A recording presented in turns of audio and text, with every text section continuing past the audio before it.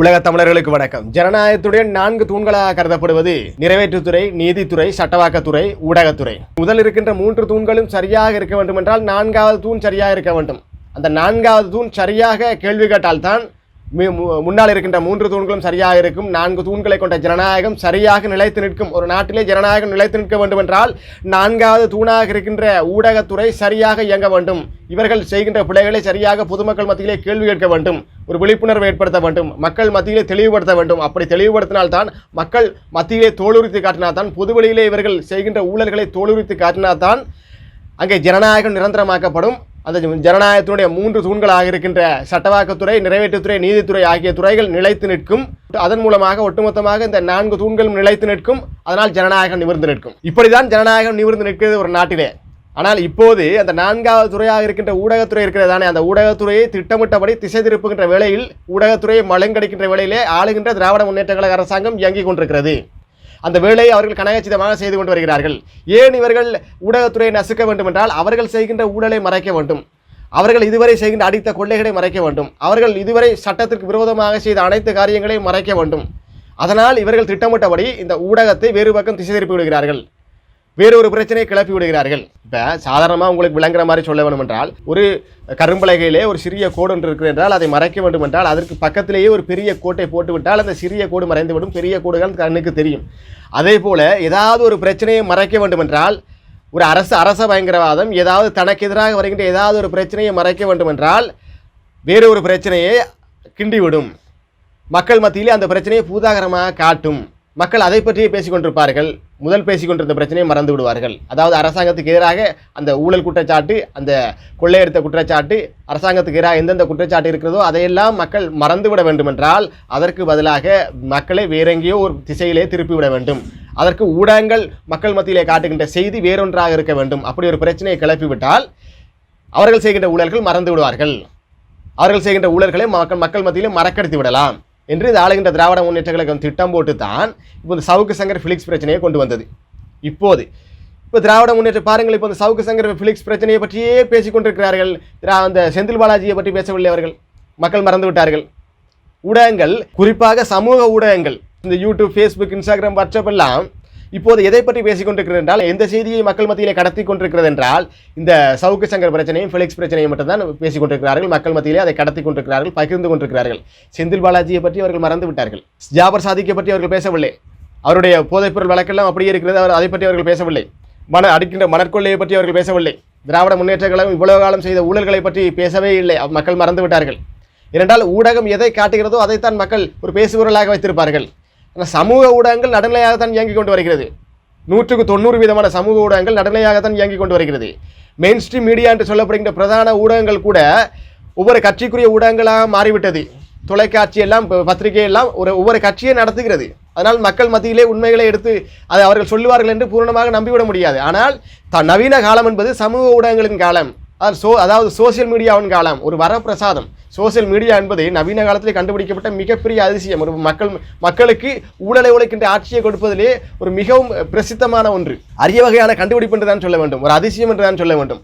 ஜனநாயகத்தினுடைய மிகச்சிறந்த அதிசயமாக பார்க்கப்படுவது ஏன் ஜனநாயகத்தினுடைய 5வது தூண் என்றே சொல்லலாம். எழுதி வைத்துக் கொள்ளுங்கள். ஜனநாயகத்தினுடைய 5வது தூணாக கருதப்படுவது இந்த சமூக ஊடகங்கள், சோசியல் மீடியா. அது 4வது ஊடகமாக இருக்கின்ற மெயின் ஸ்ட்ரீம் மீடியா, பிரதான ஊடகங்கள் கூட காட்டாத ஒரு ஊழலை, காட்டாத ஒரு பிரச்சனையை மக்கள் மத்தியிலே எடுத்துக்கொண்டு போகிறது சமூக ஊடகங்கள். ஜனநாயகத்துடைய 5வது தூணாக இருக்கின்ற சமூக ஊடகங்கள் எடுத்துக்கொண்டு மக்கள் மத்தியிலே கடை விரித்து வைக்கின்றது. பொதுவெளியிலே ஆதாரத்தோடு எடுத்து அடிக்கிறது. அப்படி யூடியூபில் மக்கள் மத்தியிலே பேசப்பட்ட ஆதாரங்கள் தானே செந்தில் பாலாஜியை கைது செய்ய வேண்டிய ஒரு நிர்பந்தமே ஏற்பட்டது. செந்தில் பாலாஜி இப்போது சிறையில் இருக்கிறார் என்றால் அதற்கு காரணம் என்ன? சமூக ஊடகங்களின் தாக்கம் தான். சமூக ஊடகங்கள் எடுத்து வைக்கப்பட்ட அவர்களுக்கு எதிரான ஆதாரங்கள் தான். அவருக்கு எதிராக பேசப்பட்ட பேச்சுக்கள் தான். அவர் இப்படி ஊழல் செய்கிறார் என்று சமூக ஊடகங்களிலே பேசிய பேச்சுக்களால் தான் செந்தில் பாலாஜி கைது செய்யப்பட்டார். இல்லை என்றால் ஆளுகின்ற அரசாங்கத்தில் ஒரு அமைச்சராக இருக்கின்ற செந்தில் பாலாஜி கைது செய்யப்பட வேண்டிய அவசியம் இல்லையே. அவர்கள் திட்டமிட்டபடி மறைத்திருப்பார்கள். பிரதான ஊடகங்களும் திட்டமிட்டபடி அதை மறைத்தது. பிரதான ஊடகங்களை பேச வைத்த பங்கு இந்த யூடியூபுக்கு உண்டு, இந்த சமூக ஊடகங்களுக்கு உண்டு. சமூக ஊடகங்களிலே போட்டு வெளுத்தார்கள்.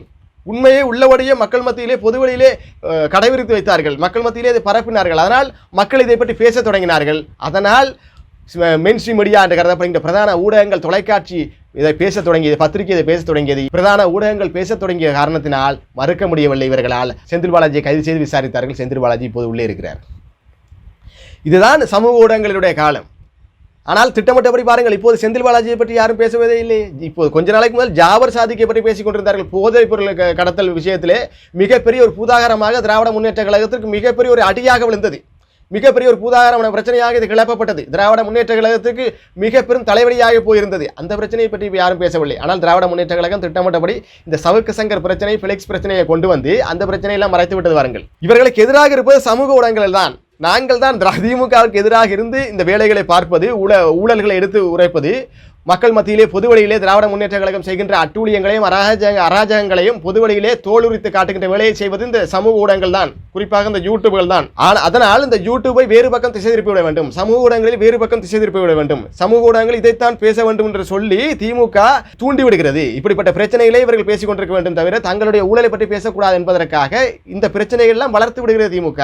மறைமுகமாக சவுக்கு சங்கரையும் வளர்த்து விடுகின்ற நோக்கம் தான் இது. சவுக்கு சங்கர் என்ற ஒரு பிம்பத்தை புதாகரமாக இவ்வளவு தூரம் ஒரு பெரிய பிம்பமாக, பெரிய ஒரு ஊழல் குற்றவாளியை போல, பெரிய ஒரு கொலை குற்றவாளியை போல, ஒரு கஞ்சா கடத்தியவரை போல, ஒரு மக்கள் மத்தியிலே ஒரு தகாத செயலை செய்துவிட்டவர் போல, பெரிய ஒரு போதைப்பொருள் கடத்தல் மன்னனை போல, மிகப்பெரிய குற்றவியல் குற்ற பின்னணி கொண்டவரை போல சித்தரிக்க வேண்டிய, மக்கள் மத்தியிலே ஊதி பெருப்பிக்க வேண்டிய அவ்வளவு அப்படி என்ன தேவை இருக்கிறது அரசாங்கத்துக்கு என்றால் தேவை இருக்கிறது.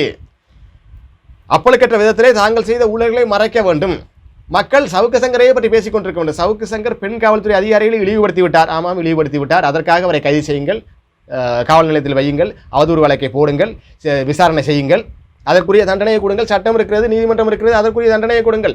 சவுக்கு சங்கரை ரெட்பிக்ஸினுடைய நெறியாளராக இருக்கக்கூடிய, ரெட்பிக்ஸினுடைய நிறுவனராக இருக்கக்கூடிய ஃபெலிக்ஸ் அவர்கள் நேர்காணல் எடுத்தார் என்பதற்காக அவரை கேள்வி கேட்ட ஃபெலிக்ஸ் அவர்களையும் கைது செய்வது எந்த விதத்தில் நியாயமாக முடியும்? அது ஜனநாயகத்திற்கான விரோதம் இல்லையா? ஜனநாயகத்தினுடைய 4வது தூணாக கருதப்படுகின்ற பத்திரிகை துறையும், ஜனநாயகத்தினுடைய 5வது தூணாக கருதப்படுகின்ற இந்த சமூக ஊடகத்துறையும், பொதுவாக இந்த 2 துறையும் உள்ளடங்கின்ற ஊடகத்துறை படுகொலையில் தள்ளப்படுகிறது. இங்கே ஒரு ஜனநாயக படுகொலை நடக்கிறது. அரச இயந்திரங்கள் இதற்காக தீவிரமாக முடுக்கிவிடப்படுகிறது. இது ஜனநாயக படுகொலை நடக்கிறது. அரச பயங்கரவாதமாக இது முகிழ்ந்து எழுகிறது. இப்படிப்பட்ட வேலையை திட்டமிட்டபடி இந்த திராவிட முன்னேற்ற கழக அரசாங்கம் தங்களுடைய ஆட்சியிலே செய்து வருகின்றது.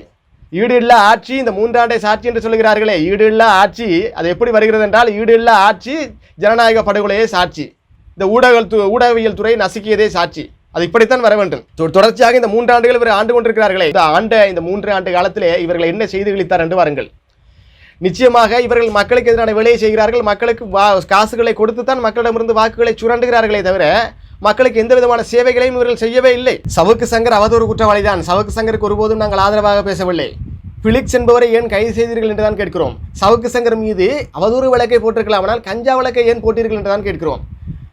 அப்படி பார்த்தால் ஒட்டுமொத்தமாக இந்த சமூக ஊடகங்களை முடக்குகிறதா திராவிட முன்னேற்ற கழக அரசு என்ற ஒரு கேள்வி மக்கள் மத்தியில் இருக்கிறதா இல்லையா? இவர்களுக்கு ஆதரவாக பேசாத சமூக ஊடகங்களை திட்டமிட்ட வகையிலே முடக்குகின்ற வேலையை திமுக செய்து கொண்டே வருகிறது. சமூக ஊடகங்கள் இவர்களுக்கு ஆதரவாகத்தான் இயங்க வேண்டுமா? சமூக ஊடகங்களில் உள்ள நெறியாளர்கள் இவர்களுக்கு ஆதரவாகத்தான் கேள்விகளை கேட்க வேண்டுமா?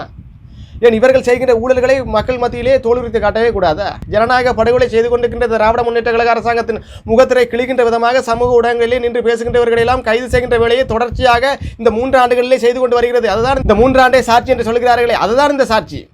தொடர்ச்சியாக இந்த ஜனநாயக படுகொலையை செய்து கொண்டே வருகிறது இந்த திராவிட முன்னேற்ற கழகத்தினுடைய அரச பயங்கரவாதம் இது. இவர்கள் தங்களுக்கு எதிராக கேள்வி கேட்பவர்களை எல்லாம் கைது செய்கிறார்கள்.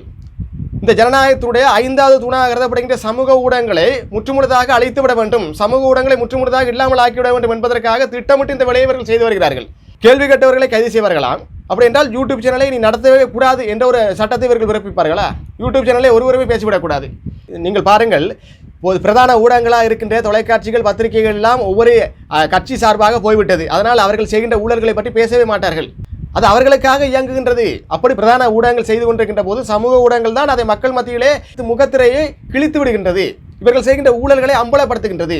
திராவிட முன்னேற்ற கழகம் தங்களுக்கென்று சமூக ஊடகங்களையும் வைத்திருக்கிறது, யூடியூப்களையும் வைத்திருக்கின்றது. தங்களுக்கென்று ஒரு பிரச்சார வாகனமாக இதை பயன்படுத்துகிறது. தங்கள் கட்சியினருக்காக இதை வைத்துக் கொள்கிறார்கள். அவர்களை விட்டு தங்கள் கட்சிக்கு ஆதரவாக பேச செய்கிறார்கள். ஆளுகின்ற அரசாங்கங்கள் இதை தொடர்ச்சியாக செய்து கொண்டே இருக்கும். எந்த ஒரு ஊடகவியல் துறையாக இருந்தாலும் கூட அந்த ஊடகவியல் துறையிலே தங்களுக்கென்று ஆட்களை வைத்திருக்கும். அந்த ஆட்களை வைத்து தங்களுக்கு ஆதரவான கருத்துக்களை மக்கள் மத்தியிலே பரப்பும். திட்டமிட்ட வகையிலே இதை செய்யும். ஆனால் பொதுவாக இருக்கின்ற ஊடகங்களை அது மிரட்டும். இந்த சமூக ஊடகங்களை பணிய வைக்கும், கைது செய்யும், அவர்களை சிறையில் தள்ளும். அவர்கள் மீது குண்டாசை போடும்.